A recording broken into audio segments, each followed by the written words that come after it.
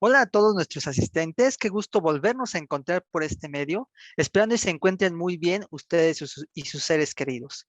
Y sobre todo con muchas ganas de adquirir nuevo conocimiento en este quinto ciclo de conferencias virtuales, divulgación del conocimiento del Departamento de Atención a la Salud. A nombre de nuestra querida jefa del Departamento de Atención a la Salud, la maestra María de los Ángeles Martínez Cárdenas, y de las 6 jefas de área, les doy la más cordial bienvenida. Para iniciar con broche de oro en este quinto ciclo de conferencias, nos acompaña un profesor con mucha experiencia y una gran trayectoria dentro de nuestra casa abierta al tiempo y con gran reconocimiento al exterior. Me refiero al doctor Adalberto Mosqueda Taylor, que nos hablará sobre tumores odontogénicos. Pero antes de iniciar con la actividad, indicaré cuál es la dinámica con la que se trabajará, la cual consta en que nuestro ponente presentará su tema y al finalizar de su presentación se hará una sesión de preguntas y respuestas. Esas preguntas ustedes las pueden realizar por medio del chat y un servidor se las hará llegar a nuestro invitado para que las pueda responder. Por otra parte, a todos nuestros asistentes les solicito de la manera más atenta que los micrófonos y las cámaras las mantengan apagadas durante todo el tiempo de la ponencia, ya que la única forma de comunicación que tendremos es por medio del chat. Así que una vez dadas las indicaciones, ahora sí presentaré la gran trayectoria de nuestro excelente invitado del día de hoy. Y para eso, pues yo tengo el gusto de presentar al doctor Adalberto Mosqueda Taylor, quien nos hablará sobre los tumores odontogénicos desde el informe de caso hasta dilucidar el probable origen. Y el doctor Adalberto Mosqueda estudió la licenciatura en estomatología en la UAM Xochimilco, cuenta con la maestría en patología oral en la Universidad de Londres, Gran Bretaña, es profesor de tiempo completo de la UAM Xochimilco. Dentro de sus líneas de investigación está cariología y otras alteraciones dentales y patología y medicina bucal. Tiene numerosos artículos en el área odontológica y algunos de sus artículos han roto las barreras de la ciencia y recibió a finales del 2019 el doctorado honoris causa por la Universidad Autónoma de San Luis Potosí en reconocimiento a una vasta y distinguida trayectoria que lo ubica entre los mejores especialistas en odontología y además pertenece al sistema de investigadores en el nivel 3. Entonces, para nosotros siempre es un gusto tener a gente tan preparada y que quiera compartir sus conocimientos con nuestra comunidad. Así que le cederé los micrófonos a nuestro apreciado doctor Adalberto para que nos comparta su conocimiento. Bienvenido, doctor Adalberto. Muchísimas gracias. Realmente es un honor que me hayan invitado para participar en esta sesión. Ya he seguido con atención las sesiones previas donde los diferentes compañeros del Departamento de Atención a la Salud han hecho uso de este foro para exponer los resultados de investigaciones de nuestro departamento. Y en esta ocasión voy a tener el gusto de hablarles, más que en una conferencia, como en un conversatorio, acerca del tema en el que yo he trabajado probablemente en los últimos 20, 25 años de mi vida de manera primordial. Le titulamos Tumores odontogénicos del informe de caso hasta dilucidar el origen. En este póster queda claro de que este es un ciclo de conferencias virtuales que tienen por objeto la divulgación del conocimiento. No es tanto un tema académico de conocimiento del título del trabajo. No voy a enfocarme a una clase presencial, sino a tratar de hablar un poquito de los aportes que a través de la UAM Xochimilco hemos podido hacer, proyecto de investigación conducido por muchos años, y resaltar algunas de las ventajas que esto ha tenido. Por lo tanto, el objetivo de esta conferencia sería describir algunos de los resultados que hemos obtenido en el proyecto de investigación que está encaminado a establecer el origen y la importancia del diagnóstico de los tumores odontogénicos, señalando la importancia que tiene para ello el hacer estudios colaborativos multicéntricos. Algunos se preguntarán por qué estudiar los tumores odontogénicos si es patología muy rara. Sí, es patología rara, pero es la principal causa de destrucción del esqueleto maxilofacial y a nadie nos gustaría vernos, como ocurrió con este paciente del siglo XIX, ¿verdad?, que se encuentra en un museo y que seguramente falleció a consecuencia de este tremendo tumor de origen odontogénico que se formó en la mandíbula. Entonces representan una de las principales causas de destrucción o la principal causa en conjunto con los quistes de destrucción del esqueleto maxilofacial. El otro problema es para los patólogos, ya que al ser los tumores odontogénicos entidades que derivan del diente en desarrollo o de sus restos celulares después de formado el diente, comparten un origen común y por lo tanto tienen una similitud histomorfológica que hace muy difícil el diagnóstico diferencial entre uno y otro, y hay lesiones que, aunque se parecen mucho, tienen un comportamiento completamente divergente. Por lo tanto, la importancia del diagnóstico tiene que ver con la decisión terapéutica que se va a tomar, y el mínimo error pues nos lleva a hacer resecciones sobre tratamientos de manera inadecuada. Los tumores odontogénicos son importantes y se han clasificado desde el siglo XIX, cuando la clasificación de Broca, ahí le faltó una X, del siglo XIX, no siglo IX, cuando el investigador francés Paul-Pierre Broca en 1866 clasificó a todos los tumores odontogénicos bajo el término de odontomas y los dividió de acuerdo al estadio del desarrollo de los tejidos en el tumor, si había o no mineralización, etc. 20 años después, Sir John Bland Sutton en Inglaterra los clasificaba de acuerdo a los tejidos de origen, si eran epitelial, si era mesenquimatoso, y ya se empezaban a encontrar diferencias entre cada uno de ellos. En el siglo XX, en la escuela americana, Thoma y Goldman, a mediados del siglo XX, basaron la clasificación con respecto a los conocimientos de la época, es decir, hubo una clasificación de acuerdo a la capa embrionaria de origen y así los clasificaban en tumores ectodérmicos, mesodérmicos o mixtos. Paralelamente, en Europa y específicamente en Dinamarca, los profesores Jens Pinborg y Finn Pretorius Clausen, ellos iban más allá y hacían un intento de correlacionar lo que ocurría en los tumores odontogénicos con respecto a la odontogénesis, y hablaban de tumores con o sin efectos inductivos entre el epitelio y el mesénquima. Esto fue muy importante porque ya involucra conceptos fisiológicos, no solamente morfológicos. La Organización Mundial de la Salud desde la década de los 60 se dio a la tarea de nombrar grupos de expertos en todo el mundo para tratar de unificar criterios para definir a los tumores de las diferentes áreas del cuerpo, y encomendó a estos daneses, al profesor Pinborg y a un inglés, el profesor Kramer, a formar un grupo para tratar de establecer las definiciones universalmente aceptables de dichos tumores. En estas cartas se ve la lista de los personajes invitados que se reunieron durante una semana de 1967 a discutir cómo sería el plan para elaborar un documento que sirviera a toda la comunidad internacional. En este grupo pues, se encuentra el profesor Pinborg, el profesor Schaefer y todos los patólogos renombrados como Gorlin de aquella época, los cuales se reunieron al año siguiente en Londres con una cantidad impresionante de laminillas que llevaron de todas partes del mundo y las analizaron a lo largo de otra semana, mañana, tarde y noche, revisando cada uno en su microscopio, proyectando, para generar una clasificación por consenso que es conocida como el Libro Azul de la OMS. Esa primera clasificación, que fue liderada por estos tres hombres, Kramer, Pinborg y Torloni, se envió a todo el mundo, en todos los idiomas se publicó y se pudo tener entonces la definición específica para cada entidad. Y esta era la lista de los tumores que se reconocieron en 1971. Después hablaré un poco de algunos de ellos.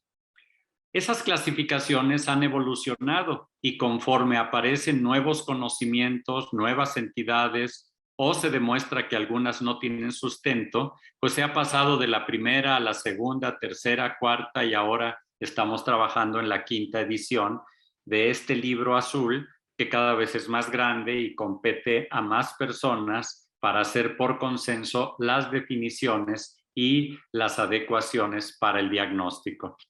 Este es el libro de la 2ª edición. Al cambio, en la 3ª edición, en lugar de ser un puñado de investigadores que escribían todo, para la 3ª edición ya se contó con 130 autores de 28 países y de ellos 27 fuimos elegidos para escribir el capítulo de tumores odontogénicos en el 2005 y luego en el 2017 aumentó el número de autores a 50 en los que escribimos la 4ª edición de este libro y recientemente estamos culminando los contenidos de la 5ª edición que saldrá por ahí de los primeros meses del 2022. ¿Por qué hay que actualizar las clasificaciones? Porque cada vez hay más conocimientos, productos de investigación que nos permiten conocer los avances y modificar o afinar los criterios tanto diagnósticos como terapéuticos. Si echamos un vistazo, por ejemplo, a lo que se decía en la primera clasificación, la de 1971, todo lo que se encuentra tachado en rojo son entidades que ya no se aceptan, ya no se reconocen como tal o se han ajustado a otros grupos, a otras categorías diagnósticas. O sea, no podemos vivir con diagnósticos que se hacían en 1971 para problemas del 2021, porque ahora conocemos aspectos genéticos, terapéuticos, etcétera, muy diferentes. Sabemos que los tumores odontogénicos son lesiones que se producen a partir de los tejidos que forman a los dientes durante la odontogénesis en sí o a partir de restos de estos tejidos que quedan atrapados en los maxilares o en los tejidos blandos que los cubren. Y así podemos hablar de 6 fuentes celulares que incluyen la lámina dental que aún no ha producido dientes, la lámina dental y sus restos que quedan después de formado un diente, el folículo dental, que es el tejido que envuelve la corona de un diente en vías de erupción, la papila dentaria, que es la precursora de la pulpa, el ligamento periodontal, que aunque es un tejido conjuntivo similar al tejido conjuntivo maduro, es de origen odontogénico. Y por supuesto, recordar que en la capa basal del epitelio que reviste a la encía quedan remanentes de lo que fue la lámina dentaria, que de ahí se originó y por lo tanto pueden dar lugar a tumores odontogénicos periféricos. Hace algunos años, hace 13 años, escribí este artículo que se publicó en la revista Medicina Oral, Patología Oral y Cirugía Bucal, con objeto de llamar la atención a estos nuevos hallazgos y controversias que se estaban dando con respecto al origen de los tumores odontogénicos. De ahí nos surgieron ideas para meter un proyecto de investigación en el área de ciencias clínicas y trabajar por muchos años más en estas líneas de tumores odontogénicos. Hoy en día ya no hablamos nada más del diagnóstico histopatológico clínico. Hoy estamos estudiando los aspectos moleculares, las mutaciones, las alteraciones en vías de señalización que pueden dar lugar a la formación de distintos tumores odontogénicos dependiendo de la parte del órgano dentario que se afecte y de la etapa del mismo. Y poco a poco estamos viendo a nivel internacional cómo se van produciendo conocimientos que nos permiten saber cuál es el origen de tumores y quistes específicos y esto a su vez se traduce en pruebas de diagnóstico que nos permiten en los casos complicados aplicarlas y ya no confundir. Por ejemplo, es muy importante diferenciar entre un tumor odontogénico adenomatoide y una lesión de células fantasma. La lesión de células fantasma tiene mutación en esta vía y el tumor odontogénico adenomatoide en la vía de BRAF. Entonces, cuando tenemos eso estudiado y tenemos duda porque se parecen las lesiones, quizá la genética nos saca de dudas y nos pone en perspectiva el mejor manejo.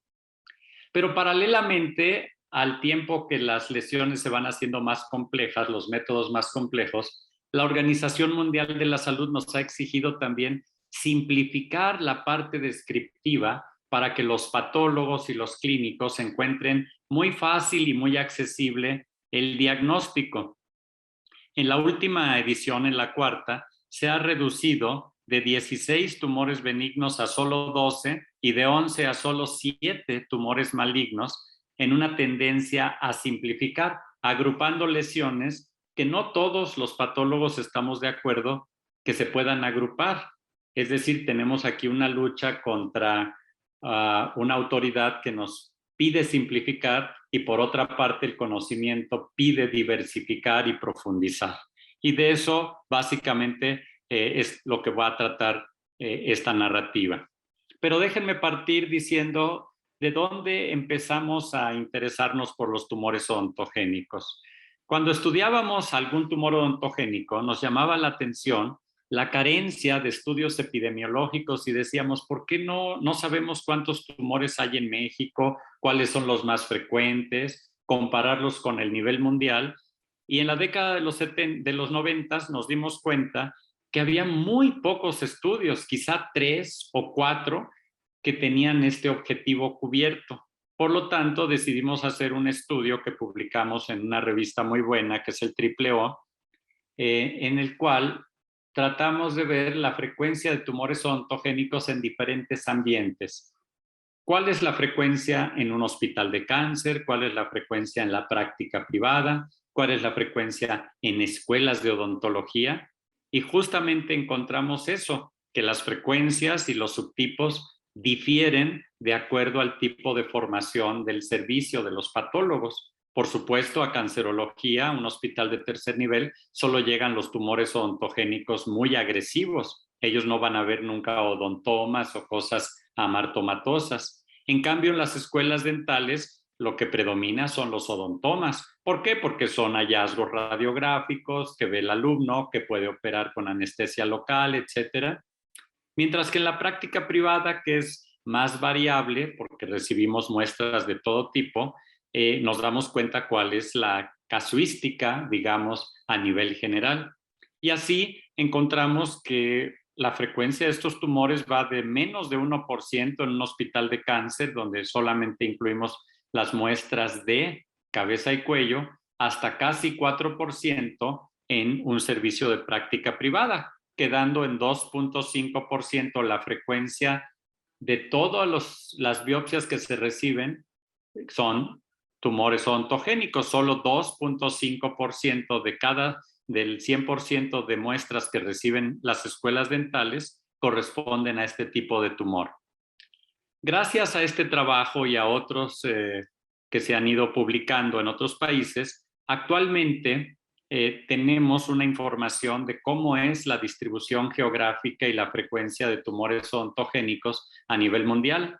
Nuestro trabajo sirvió en cierta medida como un poquito de guía, señalando que se tienen que hacer los estudios siguiendo criterios internacionales como los de la OMS. Y hoy en día hay reportes de frecuencia y subtipos de tumores odontogénicos prácticamente en todo el mundo. Y podemos entonces hacer comparaciones. Y hoy sabemos, por ejemplo, que los tumores más agresivos, las lesiones benignas pero más agresivas, se ven en la porción subsahariana de África, ¿verdad? En el África negro y en otros países donde hay una combinación de grupos étnicos. Esto sirve porque podemos encontrar las tendencias, las susceptibilidades en las diferentes poblaciones.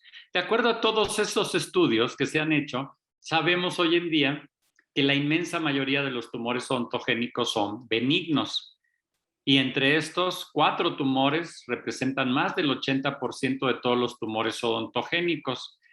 También sabemos que los quistes odontogénicos son hasta 5 veces más frecuentes, por lo menos en lo publicado, que los tumores odontogénicos, en tanto que los tumores malignos son sumamente raros, se parecen mucho a los benignos, razón por la cual hay que estudiarlos en detalle, y en general representan pues alrededor del 2% de todo lo publicado de tumores odontogénicos. Entonces ya tenemos una información que surgió a partir de los 90s y de la cual podemos partir. Sabemos que son tumores raros y que difícilmente un solo centro diagnóstico puede tener suficientes muestras para hacer cualquier investigación. Nuestra lista de diagnósticos, pues igual o muy parecida a la del resto, señalando que algunos tumores son particularmente importantes en pediatría, en gente joven, como señalo ahí en esos óvalos rojos, para señalar la diferencia en los rangos de edad.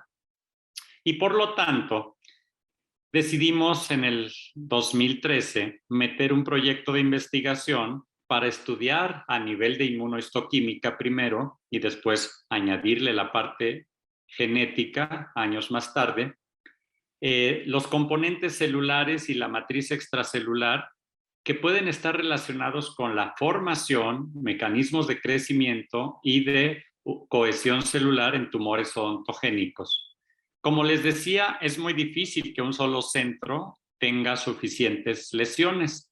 Nuestro objetivo era analizar esa expresión primero inmunohistoquímica en las muestras de 4 países de Latinoamérica que accedieron a participar en este estudio colaborativo.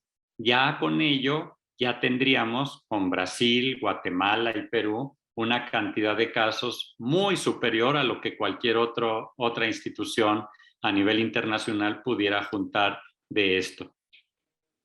Tuvimos muchos objetivos específicos, desde partir y conocer la frecuencia de los tumores en las diferentes poblaciones, comparar la proliferación celular con diferentes marcadores en los diferentes tipos de tumor, caracterizar y comparar diferentes componentes celulares y extracelulares que tienen que ver con la destrucción tisular, con la expansión, con la malignización, con la invasividad.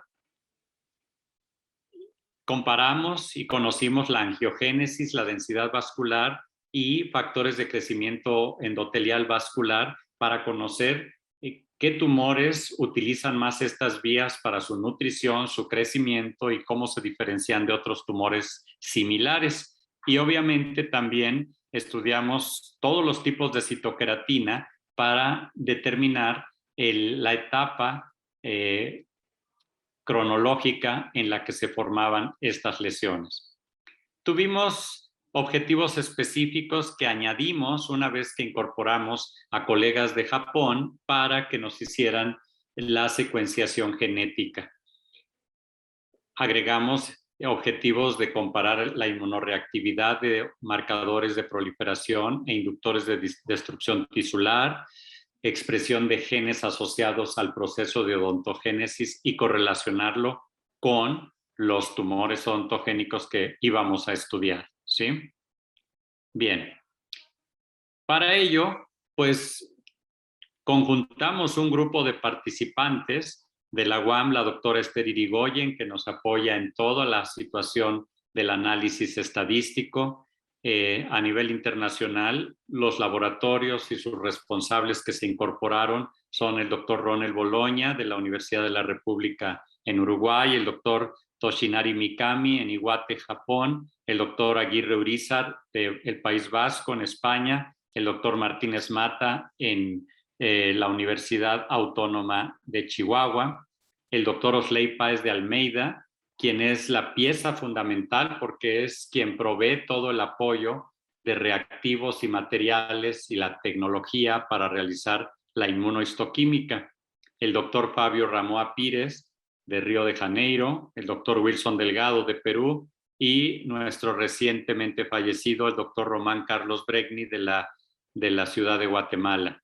Todos ellos aportaron sus conocimientos, pero sobre todo su material, sus ideas, para poder llevar a cabo una serie de estudios muy, muy amplios en estos lugares, sus laboratorios de patología, los laboratorios de inmunohistoquímica, etcétera. Por lo tanto, lo que yo quiero hacer en estos minutos, en este conversatorio,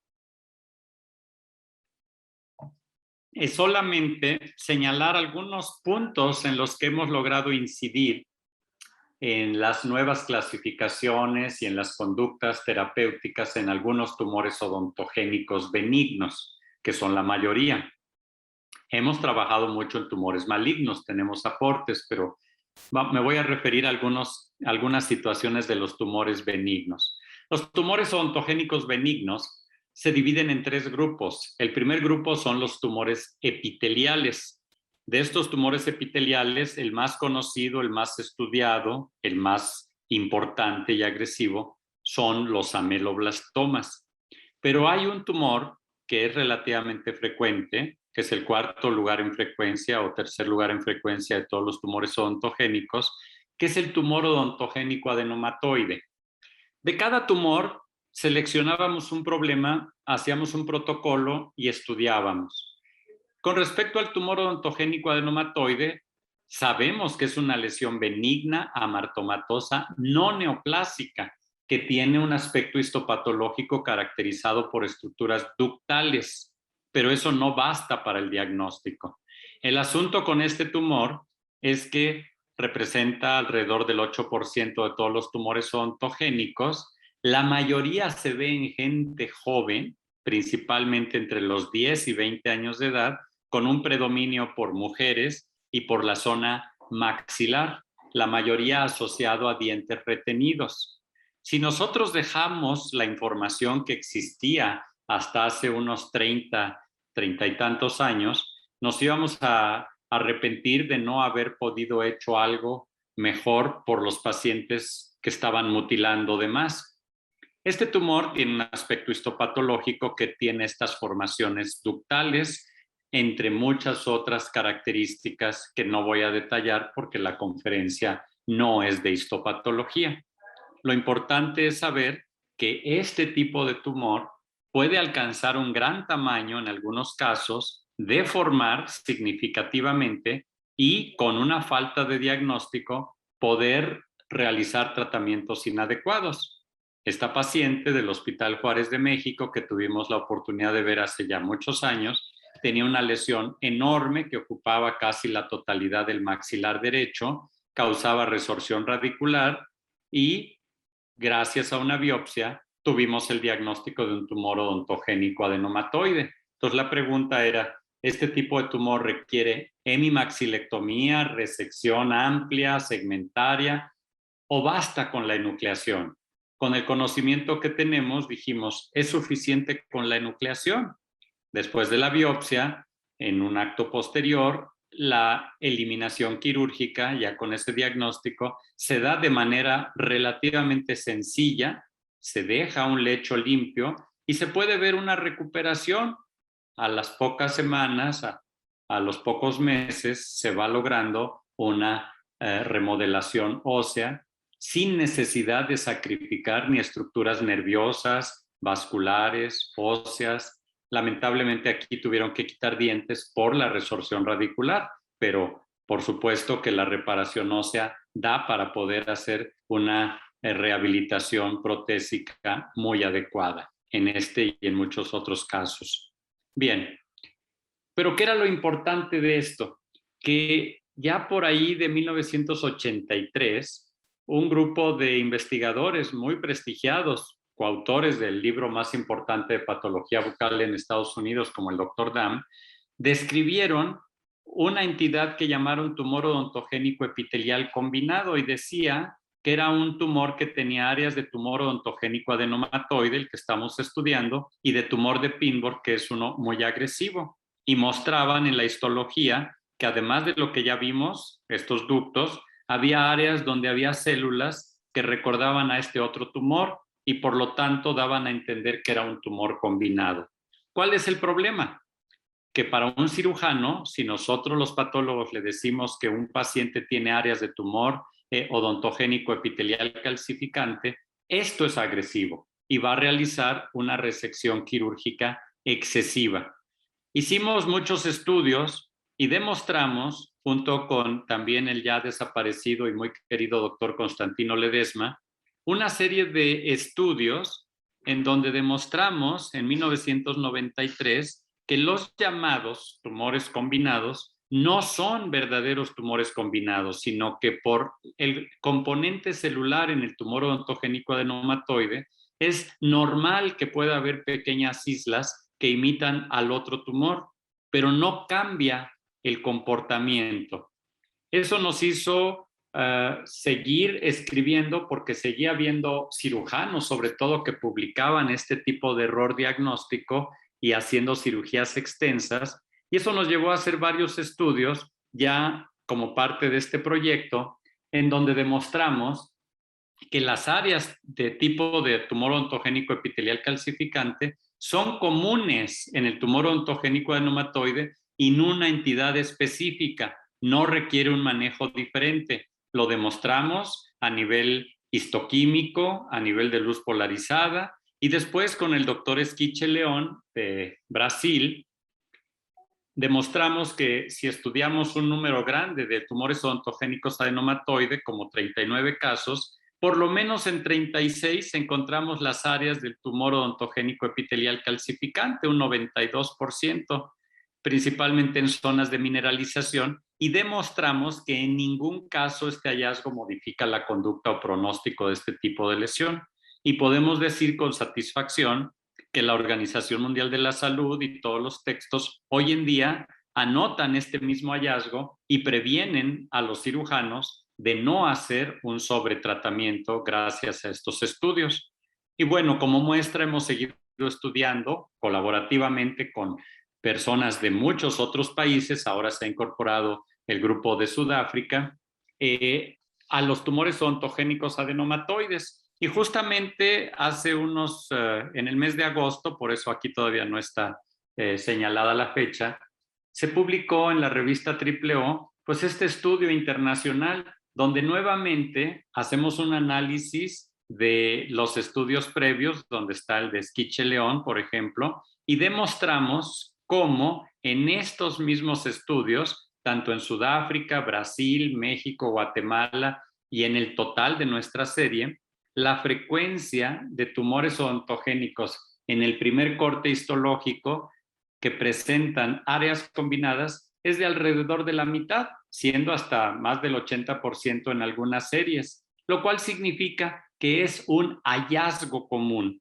no una entidad aparte. Entonces, seguimos trabajando en esto cada vez que es posible, reforzar en bien de nuestros pacientes. Y también, un par de años atrás, empezamos a trabajar con el grupo que ya les comentaba yo, del doctor Toshinari Mikami en Iwate, Japón, donde está también nuestros compañeros de Uruguay, como Ronel Boloña, gente de Durango, como la doctora Celeste Sánchez Romero, y otros colaboradores con los cuales pudimos hacer la evaluación genética y demostrar que este tumor pertenece o se asocia a mutación en las vías de señalización de las MAPK, ¿sí? Las proteínas sinasas, y básicamente con mutaciones en el gen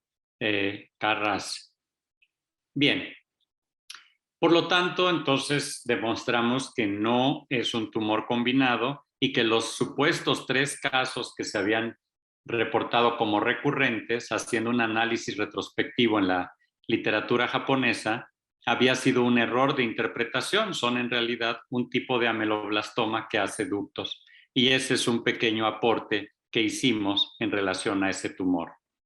En el segundo grupo, los tumores ontogénicos mixtos, con componente de epitelio y mesénquima, la Organización Mundial de la Salud hoy en día reconoce 4 tumores. Lo interesante es que uno de ellos, el segundo, es un tumor que nosotros tuvimos la fortuna de describir, de estudiar y de demostrar que es una entidad específica y que actualmente está perfectamente reconocida en los libros de la Organización Mundial de la Salud y en todos los textos.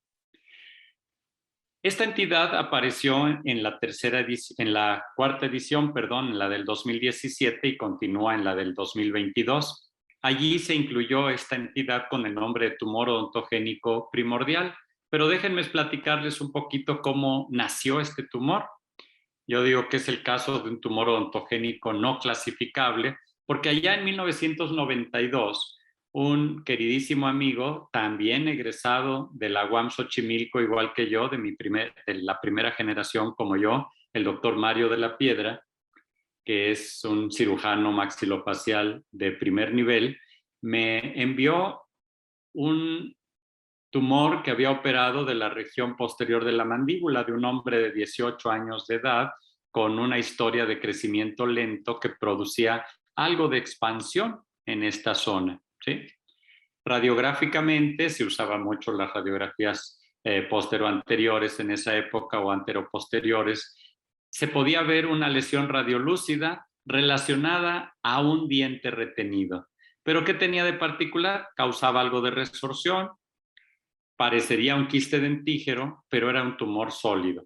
Cuando me lo envió y yo lo analicé, yo lo que encontré pues era un tumor de tejido mesenquimatoso, fibroso, áreas laxas, áreas más maduras, pero me llamó la atención que toda la periferia estaba revestida por epitelio cuboidal, parecido al de el epitelio reducido del órgano del esmalte, pero el epitelio reducido no está en la periferia, el epitelio reducido está en un órgano del esmalte que tiene retículo estrellado, etcétera. Y esto era una bola que tenía epitelio alrededor. Y Mario me preguntaba, ¿qué operé? ¿Qué es? Y yo le dije, es un tumor que no he podido clasificar. Y periódicamente me preguntaba, ¿qué vamos a hacer con este tumor? ¿Cómo va el paciente? Muy bien. Pues aquí seguí estudiando este tumor y no encontré nada que se le pareciera, pero en cada lugar donde yo iba a dar una conferencia, presentaba el caso y preguntaba si alguien había visto algo así. Curiosamente, después de tanto, desde el 92 hasta el año 2000, de estar mostrando estos casos, un día el doctor Fabio Pires en Brasil me dice, oye, dice, fíjate que me llegó un caso que me recuerda mucho uno que nos enseñaste, una bola que está en relación a un diente retenido que causa resorción y que tiene tejido que está rodeado por epitelio. Y al año siguiente, perdón, este es del doctor Aguirre, al año siguiente o 2 años después, el doctor Pires en Brasil, este en España, este en Brasil, me muestra algo similar y la histopatología también. Y nuestro queridísimo doctor Román Carlos nos muestra 1 año o 2 después que tenía un caso que no sabía cómo diagnosticar porque tenía las mismas características. O sea, ya teníamos 4 casos. Empezamos a pensar que había que considerar la posibilidad de que fuera una entidad distinta. No lo publicamos. Ya para el 2010, 2011, por ahí, el doctor Pires tuvo una segunda lesión igual en otro paciente y en el 2013 me llegó del Hospital de Petróleos Mexicanos este caso de una niña de 3 años de una lesión ahora en el maxilar. Todos ellos compartían la misma característica. Es raro que no estuviera reconocido en la literatura. Buscamos en toda la literatura en inglés y en español. En inglés es suficiente a través de los buscadores, a través de pues todos los colegas que conocemos. Se presentaron estos resultados en congresos internacionales, en Turquía, en el Congreso Mundial de Patología Oral, y al ver que no existía nada así, decidimos, bueno, analizar cada uno de estos tumores, ¿verdad? Aquí está el caso del doctor Pires, este que está aquí, la pieza quirúrgica es esta, y se puede ver que el diente no está dentro del tumor, sino está siendo rechazado, está pegado a la pared del tumor. Cuando cortamos al tumor, vean estos círculos, es puro tejido mesenquimatoso, pero rodeado totalmente en la periferia por epitelio, que conforme nos vamos acercando, es un epitelio cuboidal que recuerda al epitelio de la lámina dentaria, al epitelio interno, más bien, perdón, del órgano del esmalte, y por afuera una delgada cápsula que lo separaba del hueso. Ya no tuvimos pretexto y publicamos en el 2014 en una de las revistas más importantes de patología, no de patología bucal, sino quisimos arriesgarnos a que esto fuera evaluado, calificado por patólogos de mucho renombre, y aceptaron inmediatamente el artículo donde estamos de autores, todos los que participamos con el aporte de casos y un servidor pues redactando con toda la narrativa de lo que teníamos hasta entonces. Elegimos el término tumor odontogénico primordial por lo primitivo que es el tejido mesenquimatoso y el epitelio que lo rodea, que recuerda al epitelio apenas de la etapa de casquete del desarrollo dentario. Curiosamente, al año de publicarlo, apareció al año y medio, en el 2016, el primer reporte en Estados Unidos, pero ya tomando el nombre que nosotros dimos y utilizando pues nuestra descripción, dando reconocimiento a nuestro trabajo, y la Organización Mundial de la Salud nos invitó a colaborar para esa cuarta edición. Habíamos colaborado en la tercera en otros temas, elaborando la definición de este tumor para que fuera de uso internacional para quien encontrara lesiones como esta. Estos casos todos han tenido seguimiento, como el caso del doctor Aguirre, donde hemos tenido seguimiento hasta por 13 años, viendo que en ningún caso ha habido recidiva. Actualmente hay un caso que se está publicando en Estados Unidos de recidiva, pero con todo respeto no es recidiva, fue un mal tratamiento original donde no eliminaron completo la lesión y eso se llama persistencia. De los casos eliminados en su totalidad, no existe ninguno con recidiva. Para el año 2020, más o menos, no, 2019 o algo así, en la revista Medicina Oral, Patología Oral, con el doctor Ronel Boloña y nuestro grupo de colaboradores que están en Uruguay y Durango, revisamos en una revisión sistemática todas las publicaciones que había y para entonces había 16 casos reportados ya, fíjense qué rápido, en 3-4 años, que provenían además de México, Guatemala, Brasil y España, los países originales, Estados Unidos, Japón, casos de Egipto, India, México y Tailandia. Y después de ese reporte, al año siguiente, el año pasado, 2020, de Wuhan, tristemente célebre Wuhan, en China, se publicaron 2 casos nuevos y nosotros con el primer caso peruano y un caso brasileño más, acabamos de publicar, esto se publicó apenas en el mes de septiembre, 2 nuevos casos. Aquí no se ven las páginas del reporte porque eran las galeras. 2 nuevos casos que hacen un total de 23 casos publicados hasta la fecha. Y con base en esos 23 casos estamos publicando ya en la Organización Mundial de la Salud.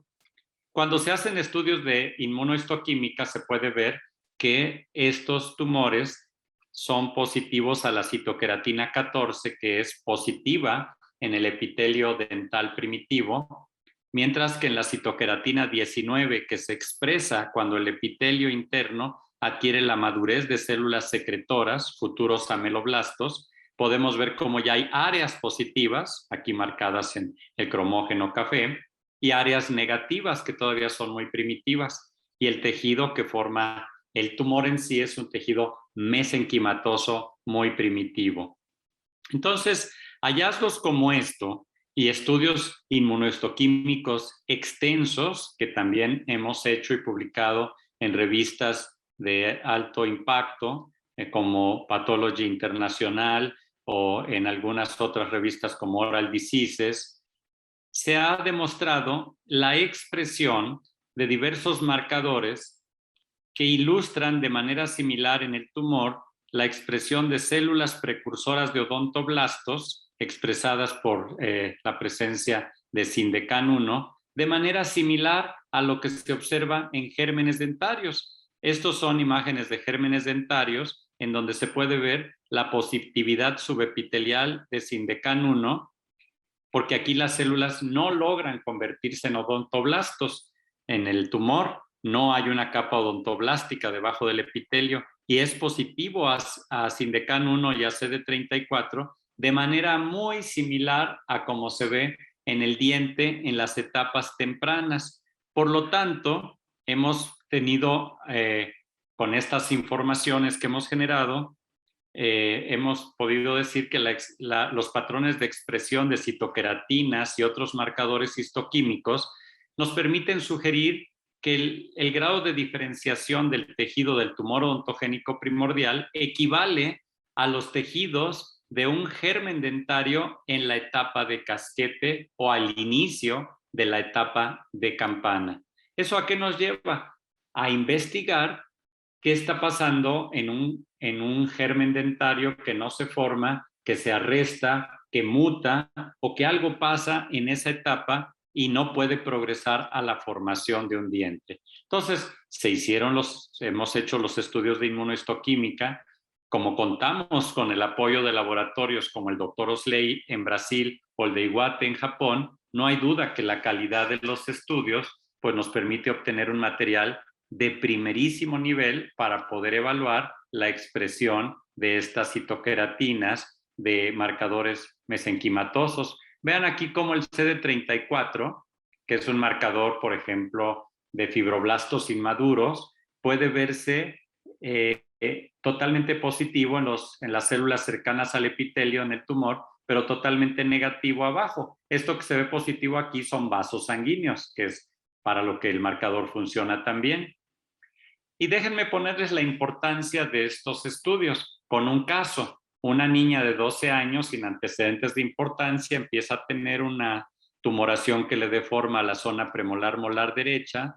8 meses nota su crecimiento, es firme, no crepitante, los dientes vitales y le toman esta fotografía clínica para ilustrar el tumor, la expansión por vestibular y más que nada por vestibular, y la radiografía que demuestra pues una lesión expansiva rodeando la corona de un premolar en lo que parecería un quiste, pero al darse cuenta que era una masa sólida, la pregunta es, ¿quitamos la masa y todos los dientes o parte de hueso o resección marginal, segmentaria? Pero gracias a una biopsia que demuestra que es un tumor odontogénico primordial y lo que hemos averiguado en los últimos años y publicado a nivel de todos los autores que han publicado esto, sabemos que es benigno y que basta con la enucleación. Así que se hace la enucleación sin sacrificar dientes, excepto el diente primario que sobraba ahí, y vean la reparación completa, total, en 15 meses de seguimiento, como ha ocurrido con todos los casos. Si no conociéramos este tumor, estaríamos haciendo destrozo y medio porque pensaríamos que es una lesión pariente de un mixoma o de algo así. Pueden ver claramente cómo está rodeado de epitelio y aquí ya con la fecha definitivamente ya pueden ver que este es ya con páginas, el artículo totalmente publicado con todas las imágenes que quieran ver sobre esta lesión que se ilustran con los diferentes estudios de inmunohistoquímica que se hicieron en Brasil. La pregunta es, ¿qué sigue? ¿Qué sigue ahora que tenemos avanzada esta información? Bueno, lo que sigue es analizar por qué la mutación, cuándo, cómo y cómo puede relacionarse con el origen.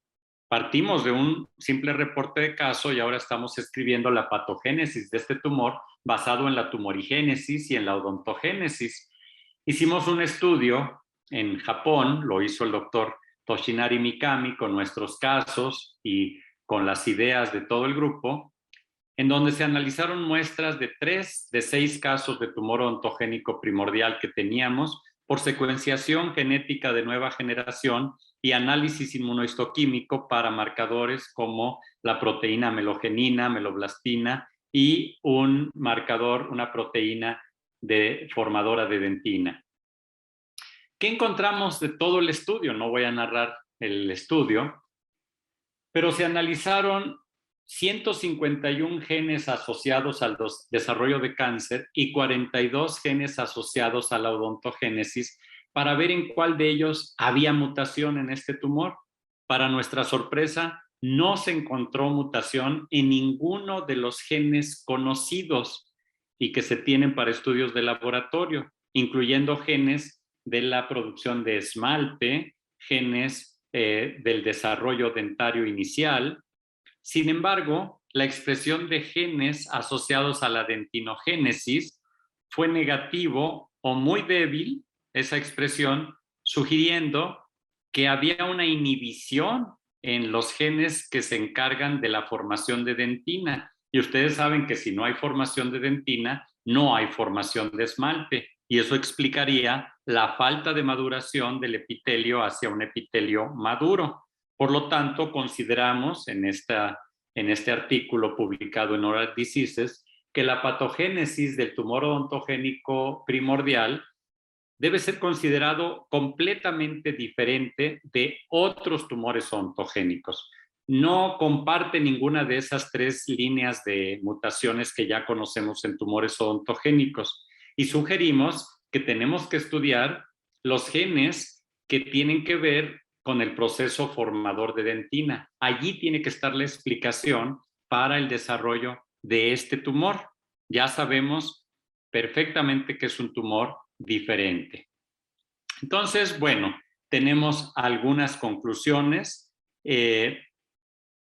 pero lo que yo quisiera señalar por cuestiones de tiempo, que ya prácticamente estamos terminando, es saltarme esta parte, discúlpenme un momentito para poder ver esta parte final y no robarles tiempo valioso que podemos tener para nuestras conclusiones.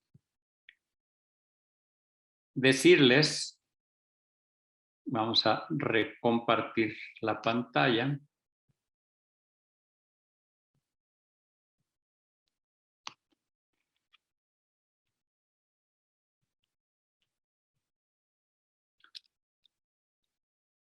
Que este proyecto lo terminamos en diciembre del 2020 y hemos cumplido el 100% de los objetivos que se plantearon en el área de investigación.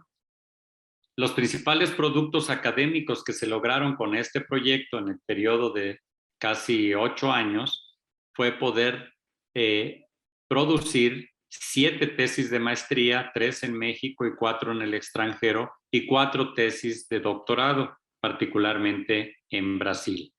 Pero fíjense que a partir de todos estos análisis y el grupo en el que participamos, logramos publicar en este periodo 38 artículos en revistas con factor de impacto, que van desde un factor de 1 hasta revistas que tienen arriba de 9 de factor de impacto.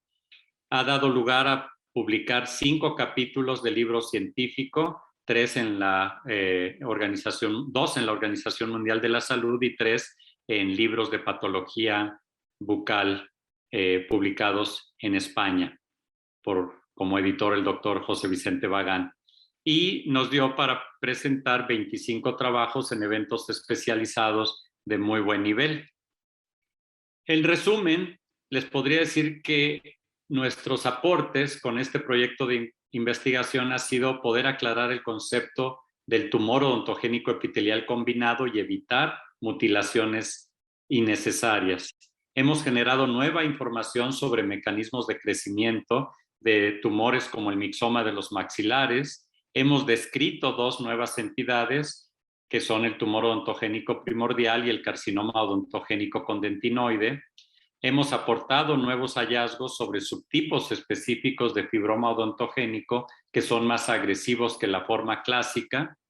Hemos aportado información sobre el origen del tumor odontogénico primordial con base a estudios de secuenciación genética.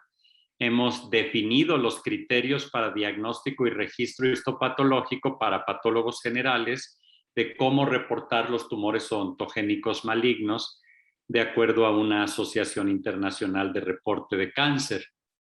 Y también hemos participado en la elaboración de capítulos para las 3 últimas, bueno, la primera no estaba dentro del tiempo de este proyecto, pero para las 2 últimas clasificaciones de la Organización Mundial de la Salud. Y con ello también hemos aportado información sobre la existencia de una entidad que actualmente la OMS insiste en descalificar, pero con base a estudios moleculares y genoinjertos en ratones hemos podido demostrar la existencia del fibrodentinoma ameloblástico. Hemos definido criterios diagnósticos de neoplasias epiteliales contra amartomas en los tejidos de folículos dentales y evitado así que se malinterpreten como neoplasias algunos folículos. También hemos hecho análisis de entidades aún no clasificadas, que esperamos que con el tiempo se reconozcan mejor, como el amartoma odontogénico adenomatoide, y estamos trabajando arduamente en el estudio de cuáles son los criterios de malignización que se deben de tomar en cuenta en el epitelio de los quistes odontogénicos. Y con ello termino mi presentación dejando una vista de una calle principal de mi pueblo. Yo soy tasqueño, siempre muestro fotos de mi pueblo porque creo que uno siempre debe de estar orgulloso de algo, y si de algo estoy orgulloso es del lugar tan bonito donde me tocó ver la luz. Así que si hay alguna pregunta, algún comentario, quedo a su disposición. Voy a dejar de compartir la pantalla para estar en sintonía con ustedes. Sí, muchas gracias, doctor. Agradecemos muchísimo su gran participación, esta gran ponencia. Y vamos a leer un poquito de comentarios. Aquí tenemos un comentario del doctor Mario de la Piedra y dice: solamente saludos al doctor Mosqueda y felicidades a la UAM Xochimilco por sus 47 años. Gracias. De Araceli dice: felicidades a Adalberto por tan importantes logros en beneficio de los pacientes. Saludos a Araceli Simbrón. También gracias, Sara. Ángela Ordaz dice: siempre un placer escucharlo y aprender de usted, doctor Mosqueda. Gracias por tanto aporte a la ciencia. Qué amable, Angie. Olvera Dávalos dice: gracias, doctor, por el conocimiento compartido. Entonces, creo que más que dudas, doctor, hay muchas felicitaciones. Jocelyn Pérez también dice: felicidades y gracias por tan grandes e importantes aportaciones a las generaciones de doctores posteriores. Karina Yáñez dice: como siempre, excelente conferencia. Gracias por compartir tanto conocimiento. Saludos afectuosos. Entonces, doctor, déjeme decirle que tiene muchos admiradores, ¿no? Y pues bueno, para nosotros siempre será un gusto tener a gente tan preparada como lo es usted. Y pues, dado que no hay preguntas hasta el momento, sino pura felicitación, pues creo que hasta aquí dejaríamos la presentación del día de hoy, doctor, agradeciendo su gran participación, su gran conocimiento, y a nombre de la maestra María de los Ángeles le haremos llegar su constancia a la brevedad posible. Muchísimas gracias, doctor. Muchísimas gracias a ustedes, Fernando y Hugo, por el apoyo, al Departamento de Atención a la Salud, por esta iniciativa de hacer que los profesores de la UAM mostremos un poquito lo que estamos haciendo en el interior de las áreas, porque a veces uno llega a la universidad y solo ve cubículos, espacios cerrados, y no se da cuenta que la generación de conocimiento es universal y uno tiene que moverse de una forma en la cual nos conectemos con grupos de trabajo que tienen intereses comunes y en donde las ideas que nacen, se generan en la UAM, se pueden plasmar en laboratorios muy lejanos, o el material que generamos en la UAM, el material de diagnóstico, lo que obtenemos de nuestras prácticas con todos los muchachos, todos los estudiantes, se traduce en aspectos que sirven directamente al bien común, al paciente. Esa es la idea. De ninguna manera con los presupuestos que obtenemos por la universidad podríamos lograr esto, pero hay países, hay investigadores que lo que tienen de sobra son recursos, infraestructura, y lo que les hace falta son a veces ideas, materiales, equipo humano. Y creo que lo que quisiera dejar como, pues no sé, como información importante de este proyecto es que el trabajo tiene que ser siempre colaborativo. Aquí, por ejemplo, agradezco mucho ver que tenemos una asistencia muy grande. Estoy viendo 146 asistentes. Este tipo de sesiones de los miércoles tradicionalmente son de poca gente porque son temas muy específicos. Aquí me da mucho gusto. Sé que mucho de lo que hablé quizá no se entendió por el tiempo y todo y por el nivel en el que están muchos de nuestros alumnos que se han conectado. Pero de lo que sí estoy seguro es que van a poder ver que saliendo de la UAM o a través de la UAM uno puede adquirir las herramientas para precisamente dedicarnos a la investigación. Es algo que nos caracteriza en la UAM. Ustedes vieron cómo mucho de lo que mencionaba colaboradores egresados de la UAM, compañeros míos, o gente mucho más joven, alumnos como Ron, etcétera, que fueron mis alumnos. Entonces, les agradezco muchísimo su atención y espero haber podido contribuir un poquito a los objetivos de estos conversatorios, conferencias que hacemos con nuestra institución. Y arriba la UAM, felicidades por 47 años que tenemos los que iniciamos cuando fuimos alumnos en la primera generación. En 3 añitos más, los que lleguen o lleguemos, pues estaremos celebrando, espero que muy contentos. Claro, así será, doctor. Nos agradecemos muchísimo. Siguen llegando felicitaciones al chat y pues siempre es un gusto escuchar a gente tan preparada como usted. Muchas gracias, doctor Adalberto. Y a nuestros asistentes les agradecemos su asistencia el día de hoy. Sin antes irnos y recordarles que la próxima semana va a estar la doctora Karina Hernández Hernández con un tema que se denomina control de infecciones en estomatología, regreso a la normalidad después del COVID. Así que no se lo pierdan. Nos vemos el próximo día miércoles a las 5 de la tarde por vía Zoom. Y pues bonito ombligo de semana para todos. Gracias a todos. Gracias. Hasta luego. Chao.